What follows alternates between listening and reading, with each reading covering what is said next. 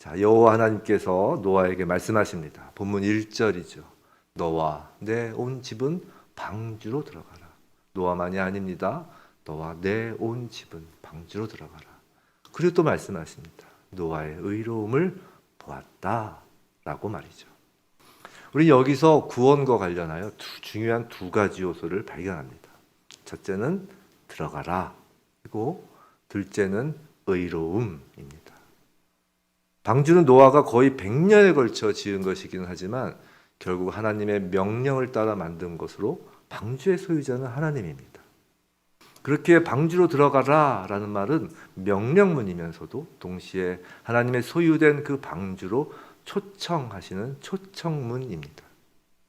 지난 시간 노아의 방주는 곧 하나님 자신이며 예수 그리스도라고 하였습니다. 우리가 사도행전에서 이제 바울이 빌립보에 가서 이제 감옥에 갇히는 일이 있죠. 그때 빌립보 감옥 간수가 사도 바울에게 어떻게 하여야 구원을 받으리까라고 질문을 하였었습니다. 이게 사도행전 16장에 나오는 건데 다 아시는 내용일 것입니다. 그러니까 이제 사도 바울이 대답하기를 뭐라고 했나요? 주 예수를 믿으라. 그리하면 너와 내 집이 구원을 얻으리라 라고 하였습니다. 방주에 들어가라 라는 말씀은 사도 바울의 입을 통한 주 예수를 믿으라 라는 말씀과 같은 것입니다. 주 예수를 믿으라 역시 명령문이면서도 초청문입니다. 이 명령과 초청에 반응하는 사람이 구원을 받습니다. 노아의 가족처럼 가족까지 구원을 받습니다. 근데 그렇다고 저절로 가족까지 구원을 받는 것은 아닙니다. 소돔성의 롯의 가족을 기억해 보십시오. 소돔성의 롯의 가족의 경우에서처럼 하나님의 구원의 메시지는 언제나 반응을 요구하기 때문에 가족의 구원이 언제나 자동적인 것이라고 할 수 없습니다. 그 롯의 사위들을 보세요. 롯의 사위들은 하나님의 말씀을 농담으로 여겼습니다. 롯이 전한 그 하나님의 말씀을 농담으로 여겼어요. 그래서 소돔성과 함께 멸망당하였죠. 이런 걸 보면 알 수 있듯이 가족의 구원도 하나님의 초청에 반응한 것입니다. 오늘 노아의 가족들은 그 반응으로 방주에 들어간 거예요. 근데 노아의 가족들이 방주에 모두 들어간 것은 사실 대단한 일입니다. 아버지가 들어가니까 뚜레뚜레 따라 들어갔다? 그렇게만 볼 수는 없는 거예요. 한번 생각해 보세요. 노아의 자녀들, 노아의 부인도 없고 노아의 자녀들 또 자부들, 며느리들 지금까지 살아오면서 한평생 비가 내리는 것을 구경도 못했습니다. 이 성경학자들에 의하면 하나님이 창세기 때 창조를 하시고 창세기 2장을 보시면 비가 아직 내리지 않았다고 그랬어요. 지면에 안개가 자욱했다고 그랬죠. 그 노아 홍수 이전에는 비가 오지 않았을 것이라고 얘기를 합니다. 하늘에 물층이 있기 때문에 땅에도 물이 있고 그래서 늘 그 습도가 유지가 되고 있었다. 그러니까 대기 순환이 일어나지 않았다는 거예요. 그러니까 한평생 비가 내리는 것을 구경도 못했습니다. 그런데 홍수가 날 것이라는 거예요. 마치 그런 것 같죠. 요새는 제주도에도 눈이 오고 부산에도 눈이 오지만 제가 옛날에 학교 다닐 대학 다닐 때 전국 각지에서 오잖아요. 부산 친구들이 눈이 오니까 너무 좋아하더라고요. 그래서 왜 그러니? 그러니까 정말 거의 처음 본 거래요. 눈을. 상상을 못한 게 눈 오는 거 너무 신기해하는 거예요. 옛날에는 그쪽에 정말 눈이 안 왔잖아요. 근데 홍수가 날 것이라고 지금 하는 겁니다. 지금 노아의 자녀들의 눈에 보이는 것은 또 다른 사람들의 먹고 마시며 그저 일상에 평온하게 사는 모습을 보는 겁니다. 노아의 자녀들도 어쩌면 한 달 후에 친구들과 약속이 잡혀 있을 수도 있었을 것입니다. 평범한 일상의 삶 속에서 방주로 들어가라는 말씀에 반응하였다는 것은 기적과도 같습니다. 예수를 믿는 것도 마찬가지입니다. 사실 우리 모두는 하나님께서 누군가를 통해 전하여진 예수를 믿으라는 그 초청에 아멘으로 반응하여 지금 이 자리에 있는 것입니다. 모태신앙이라고 하는 사람들도 예수를 믿으라는 그 초청의 메시지를 전한 그 누군가가 부모인 것뿐이지 마찬가지인 것입니다. 성도 여러분, 구원의 첫 번째 요소는 심판을 앞두고 방주에 들어가라는 하나님의 말씀입니다. 예수를 믿으라는 말씀입니다. 하나님의 말씀, 명령, 초청이 먼저입니다. 저절로 믿게 된 사람은 한 명도 없습니다. 오늘도 하나님의 명령과 초청은 계속됩니다. 그리고 하나님의 목소리는 이전보다 더욱 다급한 목소리입니다. 마지막 때가 더욱 가까이 오기 때문입니다. 하나님은 먼저 초청받은 우리를 통해 초청을 계속하시고 다급하게 하십니다. 그런데 우리의 마음이 느긋할 수 있느냐는 말입니다. 그럴 수 없습니다. 다른 일로 머리가 가득 차 있고 내일 정해진 스케줄에 모든 신경이 가 있을 수 있느냐는 말입니다. 그럴 수 없습니다. 하나님의 다급한 마음이 바로 저희들의 마음이어야 하기 때문입니다. 우리에게 누군가 다급하게 전한 예수를 믿으라는 하나님의 명령, 초청으로 인해 믿게 된 우리에게 우리도 다급하게 예수를 믿으라고 전하게 되는 것입니다. 자, 구원의 두 번째 요소는 의로움입니다. 의로움. 의롭다의 히브리어는 차데크인데요. 이 말의 기본 의미는 곧다, 곧다입니다. 곧다라는 것인데, 이제 이것을 명사로 쓰면 이제 길이를 재는 그 자 있죠, 자는 막대기. 옛날에 막대기로 자 역할을 했으니까 막대기라는 의미입니다. 무슨 말이냐면 노아가 의롭다는 것은 단지 인간이 보기에 윤리적으로 선한 삶을 살았다라는 뜻이 아니라 하나님이 정하신 잣대, 하나님이 정하신 기준에 부합된 삶을 살았다는 의미입니다. 사람이 생각하는 의와 하나님이 정하신 의와는 분명한 차이가 있습니다. 사람이 생각하는 의는 각자의 소견대로 기준이 여럿인 것인데 하나님의 의는 오직 하나의 잣대만 있을 뿐입니다. 이 하나님의 기준, 잣대에 맞추어 사는 것이 의로움입니다. 그럼 노아의 의로움이란 무엇일까요? 오늘 본문 바로 앞에 나왔던 저번 주에 봤던 말씀 6장 22절 말씀이죠. 노아가 그와 같이 하여 하나님이 자기에게 명하신 대로 다 준행하였더라입니다. 준행하였다. 하나님의 명령을 다 준행하는 것. 하나님의 명령이 하나님의 말씀이고 하나님의 말씀이 하나님의 기준이죠. 그것을 다 준행하는 것이 의로움입니다. 오늘 본문에서도 노아의 의로움은 반복하여 강조되고 있습니다. 오늘 본문 7장 5절 보시면 노아가 여호와께서 자기에게 명하신 대로 다 준행하였더라 라고 또 말씀합니다. 또 9절에서도 하나님이 노아에게 명하신 대로 라고 합니다. 또 16절에서도 하나님이 그에게 명하신 대로 라고 합니다. 하나님이 명하신 대로가 하나님의 정하신 기준, 잣대에 부합하는 것이며 이것이 의로움입니다. 그런데 의로움에서 가장 중요한 것이 본문 1절에 나옵니다. 본문 1절 끝부분에 나오는 내가 보았음이니라 라는 말씀이에요. 하나님께서 의롭다고 인정하시는 것입니다. 하나님께서 보시는 것이 의로움의 완성입니다. 내가 노력하여 하나님의 기준에 맞추려고 노력한 결과로서 의로움을 쟁취하는 것이 아니라 하나님께서 의롭다고 인정함으로써 의로운 것입니다. 그럼 이런 의문이 듭니다. 그렇다면 의로움이라는 잣대도 하나님이 보시는 각 사람의 형편에 따라 하나님 마음대로 누구에겐 관대하게, 누구에겐 인색하게 할 수 있는 것 아닌가 하고 말입니다. 그죠?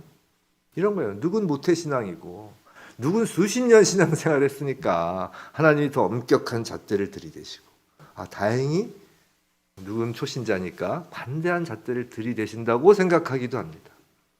의로움과 관련돼서 말이죠. 누군 많이 배우고 가진 것도 많으니까 엄격하게, 누군 그렇지 않으니까 관대하게, 장성한 어른은 엄격하게, 어린아이에겐 또 관대하게, 이렇게 서로 다른 잣대, 그런 식으로 생각하기도 합니다. 근데 그런 생각들로 인하여 사실 우리 그리스도인 신앙인들은 신앙생활을 하면 할수록 더 힘들어지는 것입니다. 초신자일 때보다 신앙의 연수가 길어지면 길어질수록 갖추어야 할 것이 더 많아집니다. 맞추어야 할 하나님의 잣대가 더 길어진 것처럼 보입니다. 기도 시간이 처음에 5분이면 됐던 것이 1시간을 꼭 늘어야 되는 것 같습니다. 그래야 그 기준에 맞춰지는 것 같습니다. 성경 말씀을 하루에 한 절만 읽었는데 하루에 한 장을 읽어야 되는 것처럼 생각될 때도 있습니다. 집사가 되고 장로 권사가 되면 부담도 더 커집니다. 목사도 마찬가지입니다. 근데 이렇게 스스로 부담을 갖는 것만으로 그치지 않고 그 부담을 다른 사람에게 이제 요구까지 합니다. 하나님의 기준, 잣대라는 이름으로 다른 사람을 판단하고 급기야 정죄하면서 말입니다. 장로가, 권사가 어떻게 저럴 수 있나, 목사가 어떻게 저럴 수 있나 라고 말입니다. 그렇다면 그 또한 하나님의 기준이 아닌 사람의 생각, 사람의 기준, 사람의 의가 될 뿐입니다. 성도 여러분, 하나님의 기준은 명확합니다. 하나님의 기준 오직 하나입니다. 예수 그리스도입니다. 구원의 두 가지 요소, 하나님의 초청과 의로움을 예수님만큼 쉽게 설명하신 분이 없습니다. 마태복음 22장 혼인잔치 비유인데요. 이런 내용입니다. 임금이 아들의 혼인잔치에 사람들을 초청합니다. 많이 아시죠? 근데 초청받은 사람들이 오지 않습니다. 다들 이유가 있습니다. 자기 밭으로 가고 자기 사업하러 갔습니다. 그래서 임금은 어떻게 하나요? 길에 지나가는 사람들을 아무나 악한 자나 선한 자나 만나는 대로 초청하여 데려옵니다. 그래서 잔치에는 사람이 가득합니다. 근데 거기서 예복을 입지 않은 한 사람을 보고 바깥으로 내던지라고 합니다. 하나님의 초청만으로 족하지 않은 것입니다. 예복을 입어야 합니다. 예수 그리스도의 의의 옷을 입어야 합니다. 성도 여러분, 우린 믿음의 초심으로 돌아가야 합니다. 먼저 목사, 그리고 신앙생활 오래 한 성도들이 먼저 초심으로 돌아가길 원합니다. 하나님이 보시는 건 예복을 입은 사람이 지금까지 어떻게 살아왔는지, 무엇을 잘하고 못했는지가 아닙니다. 목사인지, 직분자인지, 평신도인지를 보시는 것이 아닙니다. 예수 그리스도를 보시는 것입니다. 우리를 담고 있는 예수 그리스도를 보시고 의롭다 하시는 것입니다. 이를 노아의 경우 우리가 노아 스토리를 시작하면서 앞에서 본 창세기 6장 8절, 노아가 의인이고 당대 의인 쭉 나오기 바로 전에 있는 구절이죠. 6장 8절, 노아는 여호와께 은혜를 입었더라라고 노아의 경우 말씀하시는 것입니다. 노아는 은혜를 입었고 우린 은혜 그 자체이신 예수 그리스도 안에 들어간 사람입니다. 예수를 믿으라는 하나님의 초청에 응하고 예수를 믿음으로 의의 옷을 입어 하나님께서 보시기에 의롭게 되어 구원의 방주에 들어간 그리스도인이 바로 우리입니다. 여기까지가 서론이고요. 이제 오늘 메시지에 어떻게 보면 본론이 될 수 있어요. 근데 방주에 들어가면 모든 것이 끝나는 것일까요? 자, 노아는 거의 100년에 걸쳐 하나님 말씀에 순종하여 방주를 만들었습니다. 그리고 하나님의 명령에 따라 방주에 들어갔습니다. 그럼 다 된 것일까요? 다 된 건가요? 비가 와야 합니다. 홍수가 있어야 하는 것입니다. 방주 안에 들어간 노아와 그의 가족들에겐 홍수가 있어야 방주 안에 있는 것이 의미가 있는 것이고 은혜인 것입니다. 그죠? 이상한 말로 들리시나요? 성도 여러분, 아직도 하나님의 홍수 심판이 너무 심하다고 생각이 드시나요? 아니면 홍수도 은혜인가요? 이걸 물어보는 거예요. 방주에 들어간 것만 은혜인 것이 아니라 홍수도 은혜라는 것입니다. 하나님의 은혜는 방주 안에만 있는 것이 아니라 세상 전체를 덮고 있다는 것입니다. 심판은 세상을 향한 하나님의 새로운 시작을 알리는 은혜인 것입니다. 성도 여러분, 하나님의 은혜를 우리 인간의 시선, 인간의 기준, 상대적인 잣대로 보지 말아야 합니다. 하나님의 시선, 하나님의 기준, 하나님의 절대적인 잣대로 보아야 합니다. 하나님은 항상 선하십니다. 하나님이 하시는 일은 언제나 옳고 좋으신 일입니다. 사단은 하나님이 그토록 사랑하시는 세상을 미워하여 죄의 씨앗을 뿌리고 세상을 부패하게 하였지만, 하나님은 당신의 사랑을 멈추지 않으시고 사단이 죄로 망쳐놓은 세상을 구원하고자 하십니다. 성도 여러분, 심판 없는 구원이란 없습니다. 심판과 구원은 나란히 가는 것입니다. 홍수는 하나님의 세상을 향한 사랑이고 은혜입니다. 하나님의 은혜는 방주 밖에서는 심판이란 이름으로, 방주 안에서는 구원이란 이름으로 임하는 것입니다. 그리고 예수님을 보겠습니다. 예수님은 분명히 우리의 어떠한 공로나 의로움, 하물며 우리의 믿음에 기초하여서도 아닌 값없이 이 땅에 오셨습니다. 은혜입니다. 그런데 예수님은 당신 안에 하나님의 심판을 담으셨습니다. 십자가 위에서 말입니다. 예수의 은혜는 하나님의 심판과 하나님의 구원을 모두 담는 은혜입니다. 이해하기 어렵나요? 성도 여러분, 왜 예수를 믿으면 거듭난다고 하나요? 거듭난다는 것은 죽음을 전제로 하는데 우린 이렇게 멀쩡하게 살아있잖아요. 언제 죽었나요? 예수님이 십자가에서 죽으실 때 우린 죽은 겁니다. 왜 죽었나요? 하나님께서 한탄하시고 후회하실 정도로 부패하여 죽은 것입니다.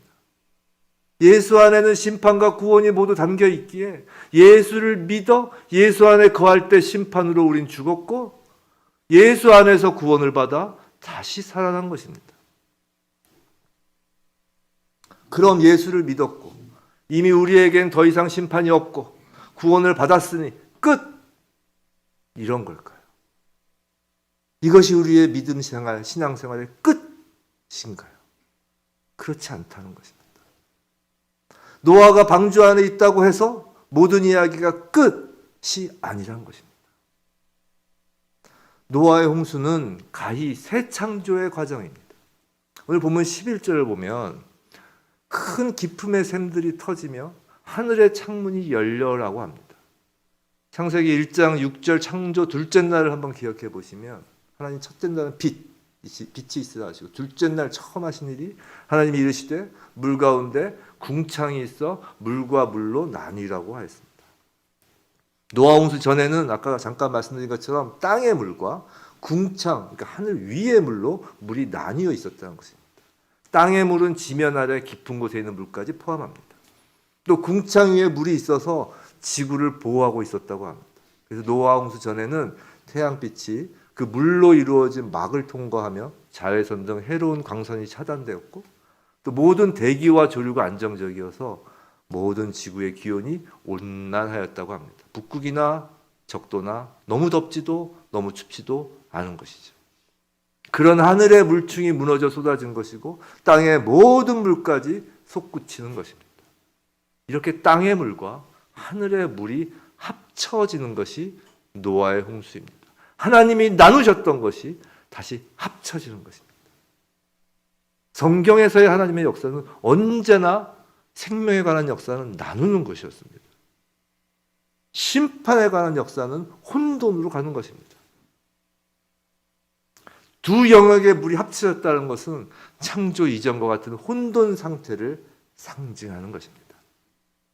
소위 말해 하나님은 새로운 창조를 위하여 피조 세계를 흩어버리시고 혼돈에 빠뜨리신 것입니다.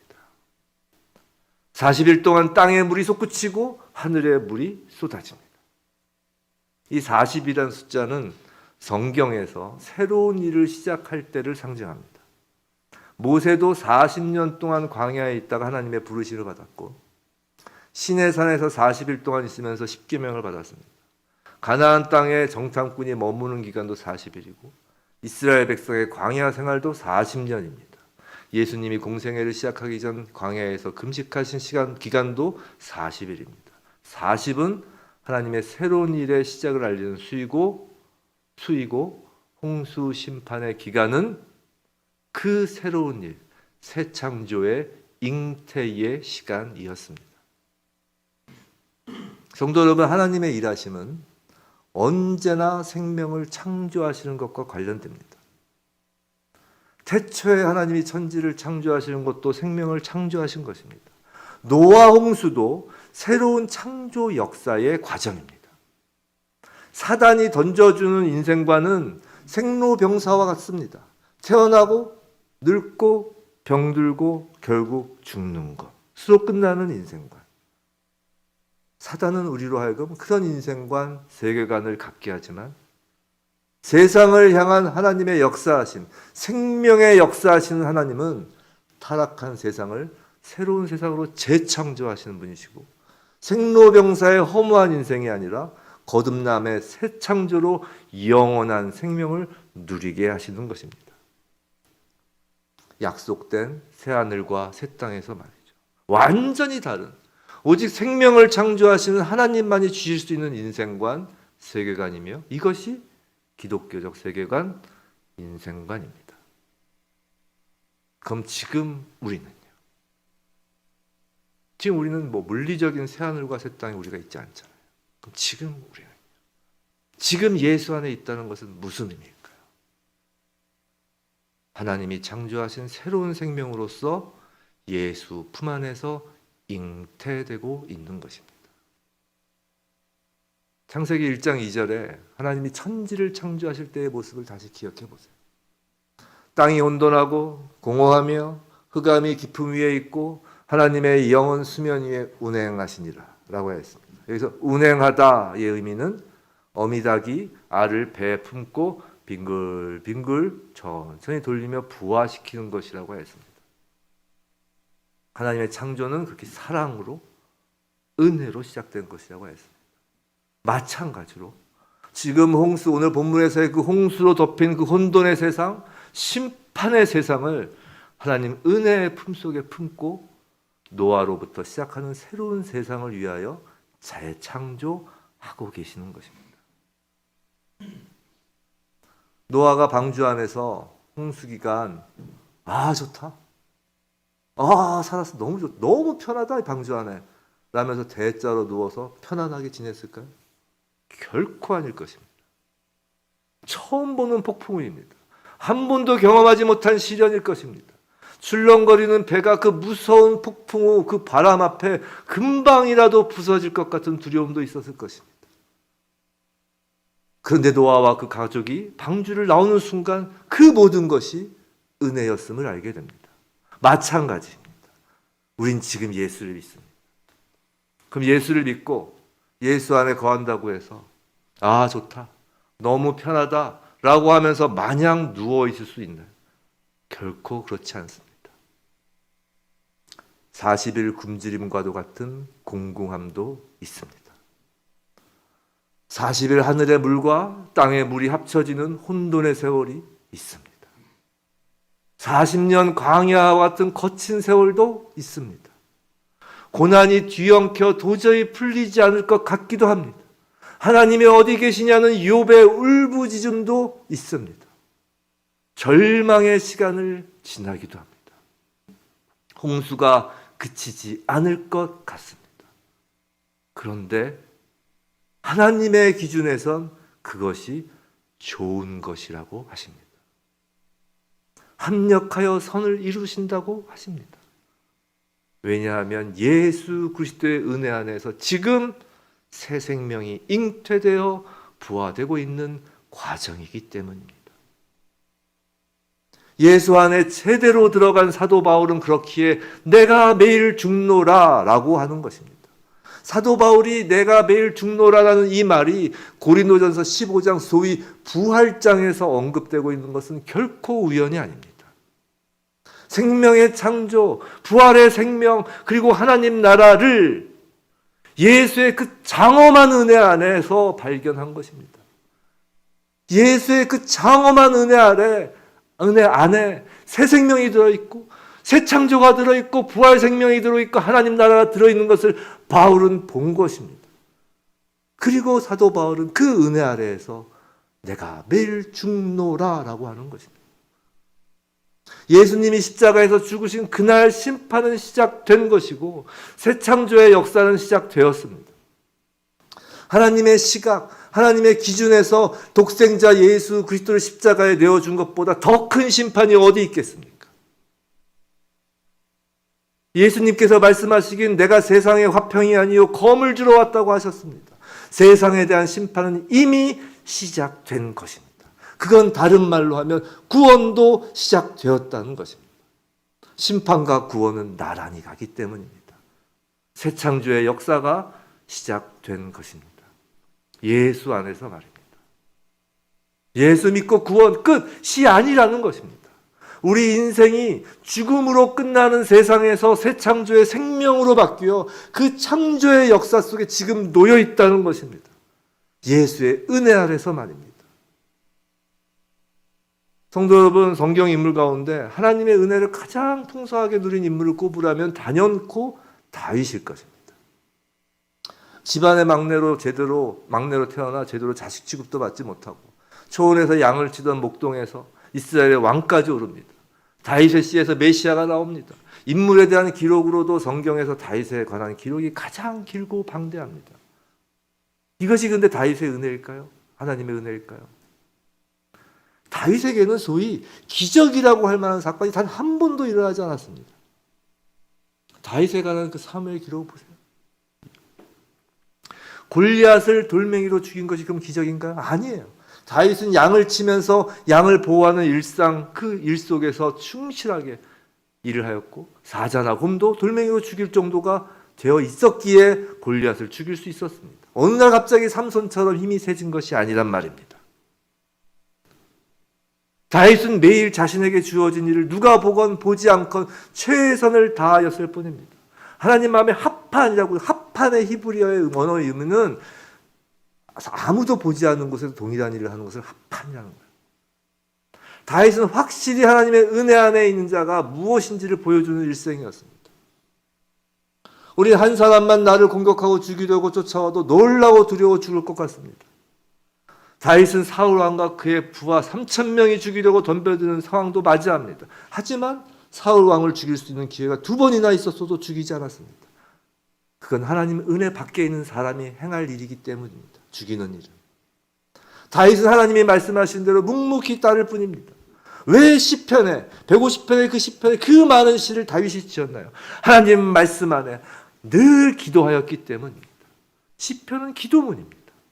묵묵히 기도하며 따를 뿐이었습니다. 자신의 아들인 압살롬이 아버지인 다윗을 죽이려 하였을 때도 마찬가지입니다. 하나님의 은혜 안에서 하나님의 은혜로만 살던 사람이 다윗입니다. 그래서 다윗이 그 죄를 지었어도 하나님의 은혜 안에서 회개하는 것입니다.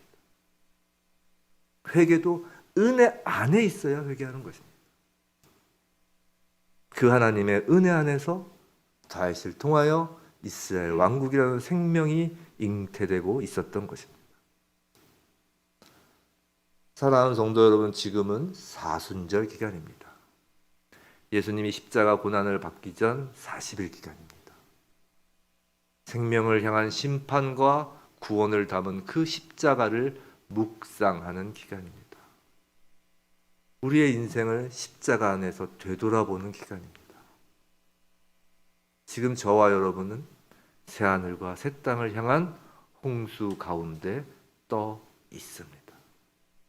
그 홍수 위를 성령이 운행하십니다. 우리는 예수의 은혜 안에 있습니다. 결코 만만치 않은 신앙 여정입니다. 그런데 지금의 그리스도인을 예표하는 한 사람이 있습니다. 그게 바로 욥입니다. 욥은 그리스도인을 얘기하는 것입니다. 그 욥이 고난의 끝자락에서 하나님의 창조 역사를 깨닫고 한 마지막 고백을 하나님께서 우리에게 들려주십니다. 욥기 42장 4절 5절 구약 804면인데요. 집에 가서 찾아보십시오. 구약 804면. 욥기 전체를 통해 욥이 그렇게 많은 말을 하고 그렇게 많은 탄식과 원망과 울부짖음으로 외치던 욥의 마지막 말입니다. 마지막 말. 하나님의 그 창조 역사를 깨달은 욥의 마지막 말입니다. 욥기 42장 4절 5절. 내가 주께 대하여 귀로 듣기만 하였사오니 이제는 눈으로 주를 배움나이다. 그러므로 내가 스스로 거두어 드리고 티끌과 제 가운데에서 회개하나이다. 우리가 겪는 모든 질병과 가난과 친구들의 비난과 모욕과 수치와 상처는 예수 십자가 은혜 안에서 욥과 같은 고백으로 마무리되는 것입니다. 이렇게 새 생명이 탄생하는 것입니다. 부디 예수의 은혜 안에서 날마다 영안을 열고 십자가 위에 주님을 보며 예수 믿는 그 은혜 가운데 놓인 인생으로서 내가 가진 스스로의 모든 기준을 거두어 드릴 때까지 묵묵히 하나님의 말씀만을 따라 걸어가는 저와 여러분에게 주님의 이름으로 축원합니다.